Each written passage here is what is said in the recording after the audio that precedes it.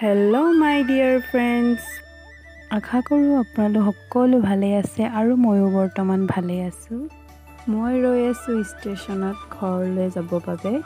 যিহেতু গৰম বন্ধ পাওঁতে ছোৱালীজনীয়ে ময়ে মা ঘৰলৈ বুলি আহিছিলোঁ আৰু আমি মা ঘৰত বহুত দিন থাকিলোঁ আৰু এতিয়া আমি ট্ৰেইনত উঠি ল'লোঁ আৰু বহুতেই বেয়া লাগি যায় যেতিয়া মা ঘৰখন এৰি থৈ আহোঁ। আৰু আমি এনেকৈয়ে বাহিৰৰ পৰিৱেশবোৰ চাই গৈ আছোঁ আৰু ইমানেই ধুনীয়া পৰিৱেশ।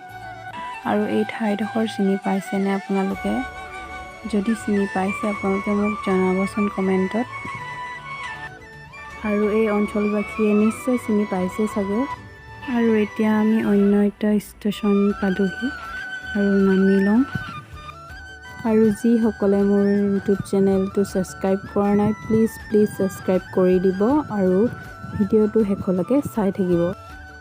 আৰু এতিয়া অলপ সময় বজাৰ কৰি মেলি এতিয়া আমি টমটমত উঠি মোৰ লগৰজনী ঘৰলৈ গৈ আছোঁ। তাত আমি অলপ সময় থাকি এনেদৰে আকৌ ঘৰলৈ বুলি উভতিলোঁ।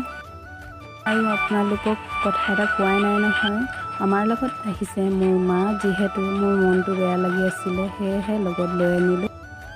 আৰু আজি এই ভিডিঅ'টি ইমানতে ৰাখিছোঁ। আকৌ আহিম পুনৰ এটা নতুন ভিডিঅ' লৈ। আশা কৰিছোঁ আপোনালোকে মোক বহুত মৰম দিব। Bye bye.